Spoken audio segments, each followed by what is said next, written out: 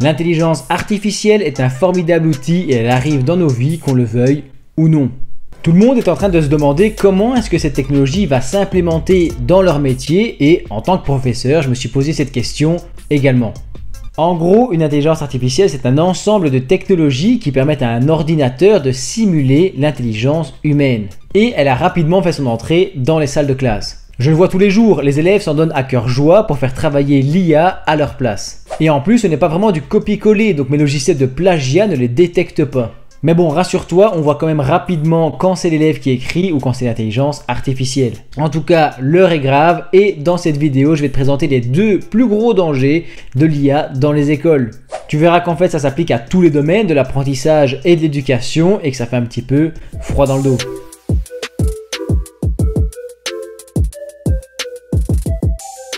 Prenons par exemple un photographe qui a 10 ans d'expérience et qui découvre l'intelligence artificielle. Mais c'est formidable parce qu'il va pouvoir automatiser des tâches simples qui lui prenaient du temps avant.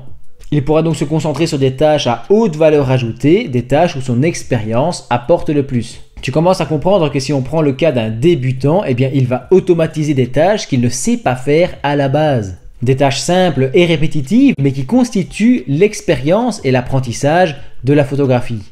Le débutant va donc se concentrer directement sur des tâches complexes qui requièrent de l'humain alors qu'il n'a pas forcément le bagage suffisant. Si on transpose ça à l'éducation et à l'enseignement, un élève qui remet un travail fait par l'IA n'a vraiment rien appris.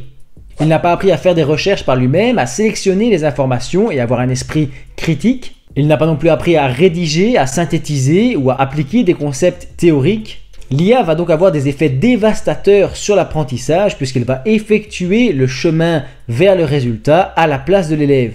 L'IA nous apporte une réponse immédiate à un problème et j'insiste, on perd ce cheminement précieux vers la résolution du problème. Et c'est justement ce chemin qui représente ce qu'on appelle l'apprentissage. Alors oui, l'élève aura probablement une bonne note, mais bon, il passe à côté de l'apprentissage. Comme il ne connaît pas le chemin, il devient dépendant de la technologie et sans elle, il n'est pas capable d'accomplir ses tâches. Si on pousse le raisonnement un petit peu plus loin, on peut imaginer le futur travailleur qui travaille grâce à l'IA et qui sans elle est incapable de réaliser ses propres tâches.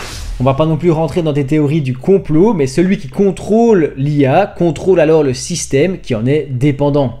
Puisqu'un travailleur lambda ne saura plus exécuter son job sans intervention de l'IA.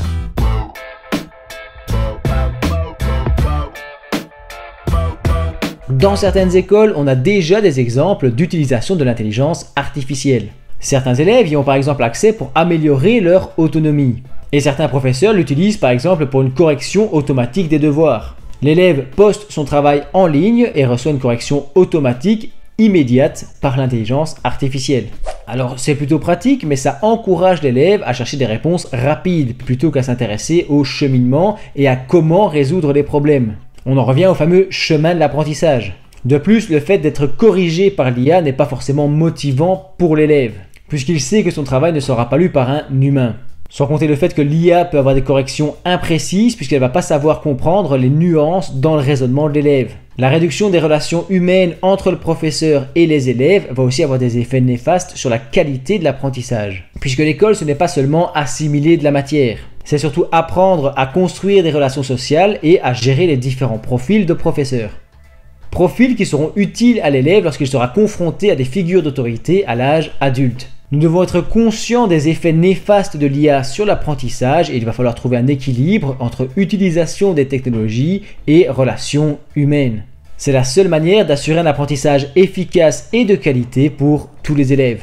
C'est tout pour moi, pense à t'abonner, dis-nous ton avis en commentaire et moi je te dis merci d'avoir regardé cette vidéo jusqu'au bout.